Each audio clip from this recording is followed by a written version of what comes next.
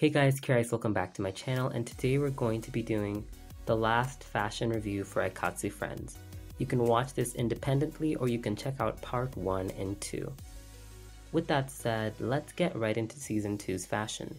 We're going to be going over the 3 parts, and the campaigns and the friends chords. There's also some legacy stuff that I left out, but that will come at the very end. With that said, hope you enjoyed. Let's get right into it.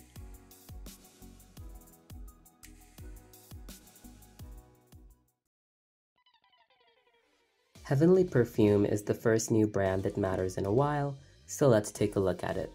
Ideal Lady and Gold Satin are really strong wears to start us off. They show off the brand's colors really well. I especially love Gold Satin for its colors. Something about the shimmering purple and gold accessories just works every single time. For Ideal Lady, the boots are pretty fun, and though I don't like the skirt, it's fitting. I think the skirt reminds me a lot of the Honey Cat Rare, and I'll admit that it works better here than it did on them. Finally, we have the PR, Elegant Luxe. Now this is very monochrome. It's got shimmery purple fabric and jewel chains that go around the waist. I appreciate the decal on the golden gloves and the red jewel in it. The shoes are great too. It makes use of purple, which is a main color of the brand, just based off the rares, but it's a little lacking. It may be forgiven if it turns into something cool. And here's where we get into this season's new gimmick. The PRs turn into a new rarity. Not sure if that's exactly what's happening, but it's what the anime shows. Heavenly Ruby is born from Elegant Luxe, and the dazzling red is instantly striking. The top is white with a red gradient, and the red gem is framed in gold like the sun. There's golden leaves in her hair, and there's shimmering red on the skirt with a gold trim. At her waist there's trailing jewels, and I think they look pretty cool. There's just so many accessories on this thing. There's a stylish gem on her hand and a thigh band. There's gorgeous flames on the leg, which I think really work here, and it's a more unique way of adding detail than, just adding more gems, because this cord has quite enough of those. It just screams fire, and it reminds me of Elsa, while still being unique. Up next, we've got Sugar Melody. Now, Sugar Melody is back with its own jewel cord, but it also has the Sing a Song rare cord. It's pretty simple. I like the check fabric on the chest and the musical notes on the bottom. It really does give me early season 1 Sugar Melody vibes. Cute headband and very basic but, stylish shoes. Next up is the diamond dress, and this one is a pretty great design. The abundance of musical motifs and the diamond jewels make it a solid concept, and the use of white is refreshing. Previously, you've only seen light blue and a minty green, outside of the pink and peach that the brand is known for. It's a very frilly cord, and the gold-framed jewel stands out. I called the ribbon on Happiness Gift redundant, but here the triple diamond feels somewhat more fitting. They're in a triangle in the center, so it feels more intentional, and less like it's just trying to cover up space. I also appreciate the white stockings, and there's generally just a great use of color and consistent detail. Lots of dangly accessories too. That's a trend for these jewel cords. My only problem is the underskirt, but overall it's a pretty good cord. Apart from Sugar Melody, Material Color is also back with its own jewel cord. Before we do that, let's look at the rare cord it got. The Cool Girl logo cord is pretty nice. Honestly, I think the leather skirt is a new type of fabric for the brand, but the cool neon jacket is very familiar. The mosaic is still present on the skirt, trim, and the top. Lots of triangles, good use of color. Now about Material Sapphire's jeweling cord. Not only does it debut with probably the best song this season, but it really just shows off the best this brand has to offer. I genuinely think it's one of the best jewel cords we get, and honestly one of the best power-ups we have in the whole franchise. The suit she's wearing is giving a glamorous office lady vibe, especially with the mosaic cape. The mosaic is mirrored in the jacket, and even the pants have multiple textures with shimmering thighs, diamonds at the ankle, and a black base at the top. The designer for this one really understood layers and patterns really well, because the jewel is placed on a black base each time it appears. If you look at the pants, the top, and the shoes, the jewel is placed with a black base to make it stand out compared to all the other colors that are on this outfit.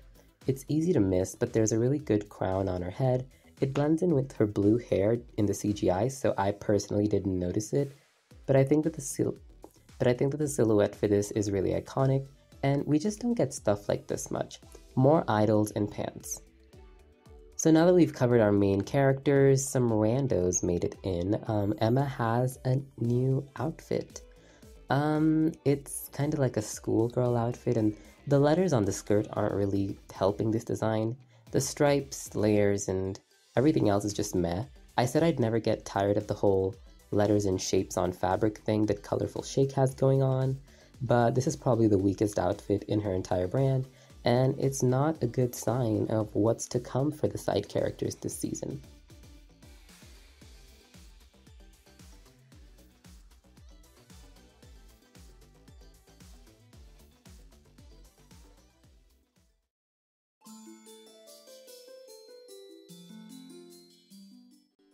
Part 2 brings us a new brand, and that's Glorious Snow. Yes, we have not one, not two, but 3 Gothic brands. At least this one's a bit different. So, the 2 rares are Classic Blue Noble and Royal Blue, which are really regal outfits with a slightly boyish touch. Classic Blue is a warm-looking, stylish outfit that reminds me a lot of Lolly Gothic. I think the black here is really holding it together. I like the gloves, and it has a really neat silhouette. Royal Black is white, in contrast with fur trim boots and golden details on the chest. It has a neat jacket, and I think that the red and black accents really do complement the gold. Finally, we've got the PR, Aurum Snow. I think this one is really good, and it's a shame we don't get to see it for very long. The green and gold reminds me of Christmas, as does the snow design. There's something stylish about green stockings and golden heels, especially with how dark the green she has is. The angular top and the skirt frame the white in the middle pretty amazingly, and the hair accessory is really nice too, with a golden snowflake and blue stripes. Elegant design that really suits Alicia. Finally, we've got the jeweling rare, Glorious Emerald. This is probably one of the most elegant costumes Aikatsu has designed. The dark green color is cold and wintry, with shimmering fabric underneath the skirt. I like the aqua green boots with the white fabric and the silver details. It's all so ornate, especially with all the silver little, I believe they're called aglets. There's a crown with these golden arcs and a shining jewel at the top. And it really is a very memorable design among the Goths. It stands out despite having colors we've seen before. I don't think we've seen a cord really executed like this. Amazing brand. Classical Ange is back with its own JLR, and I just want to say this has been one of the most consistent brands throughout both seasons. I think that the Blossom Vanilla Rare we get this part really fits in nicely. It's got warm colors, a nice homely feel. It's honestly really nice. The cross lace, I cannot remember the word for this. It really reminds me of maple ribbon. Now onto the Ange Aquamarine cord. This one looks a lot like a wedding dress, especially because of the white and the pale blue. There's white stockings and flowers at the waist, and in this pose, she actually looks like she's holding a bouquet, which I think was pretty clever. I love the white gloves that she has, and the stockings, it's also stylish. I also like the blue jewel is encased in gold, it just makes the color pop. Just by looking at this design, the layers, the flowers, and the pastel color palette, it really does show you why Classical Ange is probably one of the better brands in Friends. Friends mishandles a lot when it comes to the fashion, but I think that Classical Ange is probably one of the more solid brands. Finally, there is a 6th jeweling cord. Milky Joker is back, and I think that it's probably one of the best designs in the entire brand. Joker Garnet is incredible. We've got the cake crown at the top, the dripping colors down the sleeve, and the candy and sweet stuff trailing along the bodice. I think it's a very good cord for her. There's these shiny orbs around the waist and the shiny fabric with the gem in the middle, different colored shoes, striped and spotted socks. The fact that the shimmery fabric is used minimally here makes it stand out among the jewel cords. It's a top tier cord, and I wish that this brand, as well as Classical Ange, had a bit longer to live. Purple Jelly is here, and it looks like very early Milky Joker. I do think it's a bit of a mess. It's not very... how do I say this? It's nice.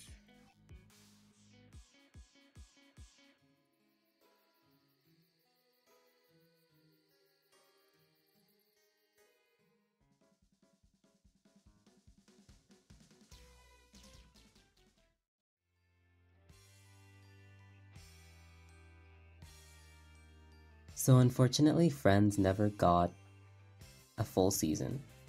And that means this is the last part. Our final new brand is Humming Leaf. It's a Tyrolean brand which only gets 3 good cords. So let's just get over with it. Country Stitch is a really great design, and while I personally don't like the colors, I can admit that this is a really nice way of showing off all the kinds of fabrics and patterns that the brand will focus on, from the floral details and the argyle pattern in the middle, and the little cute hat. I like to imagine it's made of straw, but it's probably not. The PR is the Tyrolean light blue cord, and it has a very homely feel. I like the checked blue pattern combined with flowers on the pink fabric. There's a white peplum with floral patterns and really cute shoes. Overall, I think it's a really good PR, but it could be a bit more extreme. I mean, I'm going to forgive them because this is when we got the jeweling rares. However, from this point onward, up until Planet, to be completely honest, PRs just aren't as over-designed as they used to be. It's kind of scary because initially I thought this happened in Parade, but it seems like it started in Season 2 once they got the new rarities, and PRs just kind of never went back to being spectacular, at least in my opinion. They're still good, it's just that we lost something around this point. Now on to the jeweling rare, Humming Topaz. It's a really cute cord with natural colors. The floral print along the skirt stripes is really cute, and I also appreciate the top. And the gems really blend in with the colorful fabric. I like that it has bold, solid colors on it, and I think it fits Wakaba really well. Moon Maiden gets a cord, Moonlit Veil, and the diamond pattern is still pretty neat. It's more of what we've seen before, but I like it. However, I will say that Moon Maiden being its own brand was a mistake, and we're going to get into that as we come to the end. Dancing Mirage gets Stage Girl Lace, which is... okay. I wish the roses were a bit brighter, because the yellow kinda looks like fries, and I can't help but thinking of ketchup and fries when I think of this. I'll be honest, I really don't think that the final part of Friends has many good outfits, so I'm trying to be nice, but I really think a lot of these are really bad. There's a really nice yukata cord in Sugar Melody, very floral and unique, but Heavenly Perfume gets Phoenix Red, and it's a little gaudy for my eyes, very shimmery with strong colors, and outside the gold patterns looking cool to me, this should have been toned down. Nice crown, but it's not saving the rest. At least it has Cardinal Red, which I believe was a promotional cord. It's got a nice balance of colors, and I appreciate that it uses the brand's colors better than Phoenix Red, but this is a really sad way for Friends to end. Finally, we have Colorful Shake's Surprise Popcorn. Colorful blots on the school uniform, and I like the white sock on one leg. It's better than the previous one, so at least Colorful Shake isn't ending on the worst note, but this was not a good part in my opinion at all. It was quite lackluster. I think that no one got any spotlight, and I'll forgive them because this was when it was cancelled, I believe. Well, when it was discontinued is more accurate, probably. We're gonna go over the campaigns, and I'll talk about my thoughts on each of the brands at the end of this video.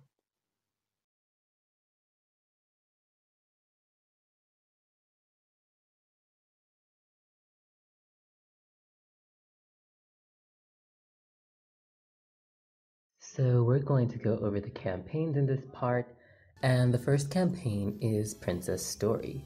Pure Palette and Love Me Tear get these. Aina has the pink Cinderella cord, and it's the most generic princess dress, but there's nothing wrong with that. I like the top's design a lot, and the parted pink fabric on the skirt.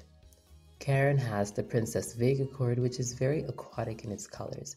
Something about it just reminds me of coral.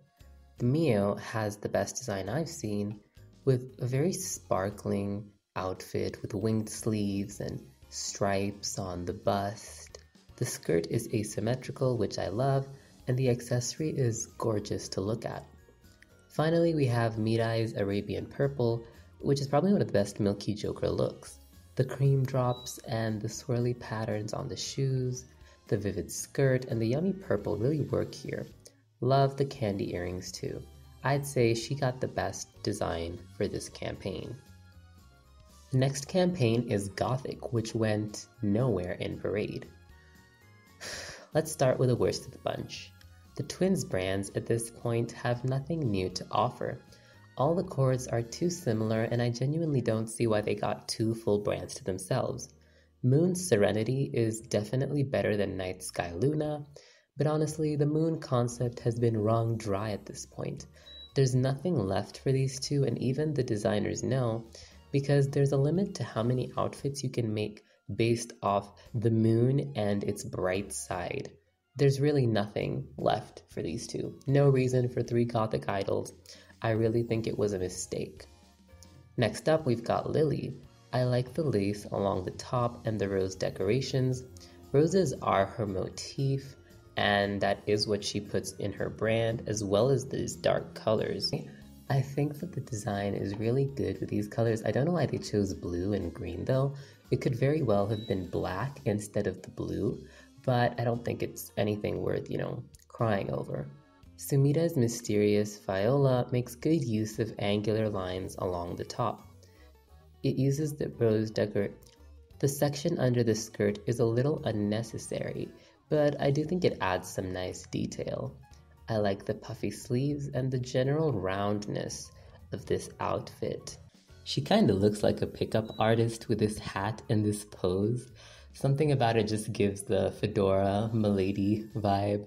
I found it pretty funny. Eureka's Gothic Nightmare has a deep black dress and a red half cape at the waist. I really think that the stark black and the red make for such a good combo. It's a really easy color combo, but it's just used so effectively here. So yeah, Eureka gets the best cord in this campaign. Now on to Alice. Royal Off Black is probably one of the best cords that I've seen, to be completely honest. It's an incredible design with black and gold, giving it a very luxurious feel. The outfit makes her look really rich, and the lines here are so vivid. A gray bow and striped sleeves complete the look, with a gold band and a ribbon in her hair. It's actually a sin that we never got to see this.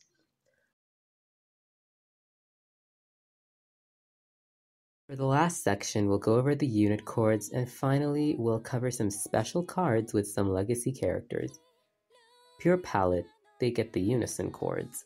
The skirt is pretty ruffly with white check and the girl's main colors. I like the puffy sleeves and the simple shoes. I also appreciate the cute little hat. It's a neat set that makes good use of their different colors. Apart from that, no one else from Season 1 really gets anything, so let's just get to their super cords. The Pure Shining cords, I believe, use white as their base, which is always a plus for these ultra, mega, whatever cords. There's always one every season, and they never go to who I want them to go to, but that's fine. These are amazing, and I'm still salty about the fact that Pure Palette got them, but let's actually talk about the designs. There's a huge circular gem on both dresses, and their gems are swapped in some places. It shows their unison, and there's a cute trinkety crown on top. I think the boots are incredible with so much color and beautiful ribbons all over. The trim on each end is golden, and there's golden fleur-de-lis near the shimmering fabric. I'll be honest, these are amazing outfits. Like, minus the salts, I actually do think these are really good power-ups. And I think that the designs really show off, Pure Palette as a team. Once again, they kind of look like wedding dresses, but they're able to be different from the diamond dresses they got in Season 1. I Believe only gets one chord, and those are the Mystic chords. Hibiki has a golden one with pale purple, which mixes her ancient Greek vibe with Alicia's regal aura in the boots. I find the Roman numerals on the waist pretty unique, as well as the clock hands on the skirt. Alicia's is pale aqua green, and the color distribution is really beautiful. I also think that the dark blue ribbons are a unique highlight. So yeah, that's it. Friends is pretty much over. It deserved a lot more, to be honest. This video is getting pretty long, so we're just going to do a speed run of each of the brand's journeys. Where I haven't covered too many promotional chords, I will address that in my later reviews for Stars and Akari Generation in Season 2. I'm just going to have them on the screen here so you guys can see which ones I liked. Sugar Melody had a very decent run. A few falters like Happiness Gift and Marble Candy reject, but overall, the brand's sugary goodness got my sweet tooth, and I think that it had really amazing campaigns each and every time, with very solid rares. Material Color had a really solid concept with cool angles and patterns, but the campaigns were pretty often terrible. No, they're actually quite bad. I think that one misstep can really throw the whole thing off.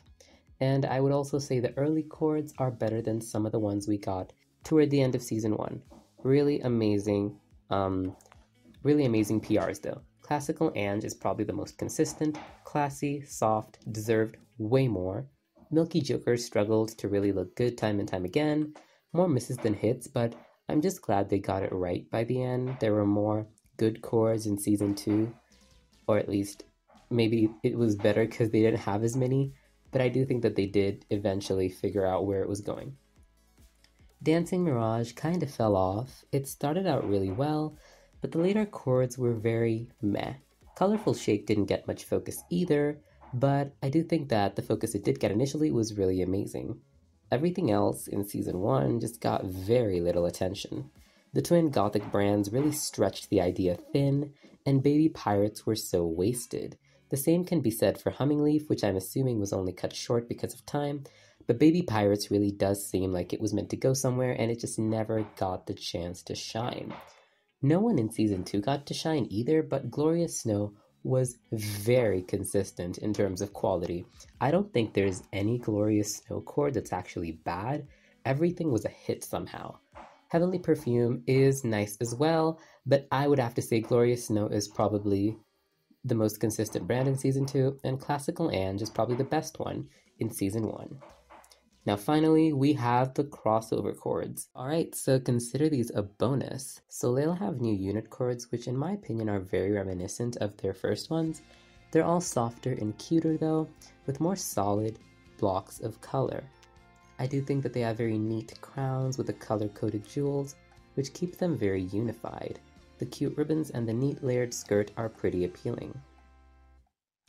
Two Wings have a new unit chord as well, and this one kinda blows the old ones out of the water. Not the finale ones, but I do think that the other unit chords that we didn't see in the anime, I'm just gonna say we didn't miss much. We did not lose by not seeing those. The color works much better here, with a rockish school chord and a simple hair clip. Ichiko's bright solid color fills me with energy, while Seda has a good balance of colors as well. I love the skirt, especially the little gradient underneath. Double M have a tropical outfit with shorts and capes colored with beads and flowers. It's very simple. I could do without the cape to be honest, but it's just fine. Luminous gets a new unit chord which uses a white base. The glassy texture within the skirt and the flowers are cute. I also think that some of this reminds me of their initial unit chords, the white ones. It just seems like they wanted to take that fabric and put it in a small section The skirt is very ornate with a fabric that does evoke the original ones, and I also appreciate the pearls with the saturated sections giving it much needed color. Yuzu to Lily gets some brights with their unit cords which make their colors pop. I think the fabric on the ribbons and boots are very messy, but it kind of works more for Yuzu than it does for Lily. They're kind of like improved marching cords. My personal conspiracy is that Aikatsu Star Season 3 was going to give these two unit cords, and I've also seen people speculate about this in the comments. I personally am a Aikatsu Star Season 3 believer. I do believe it was always planned, and something happened because there's just, I don't know, it's a conspiracy because there's like 1 or 2 images and a few comments here and there. But yeah, the Fuwa Dreamers cord are kind of cute. It's okay, it's not much to say about. With that said, that brings us to the end of this video. This was a lot of fun. I never really thought I'd be able to finish one of these because Aikatsu is so long and there's so much to cover. So see you guys next time.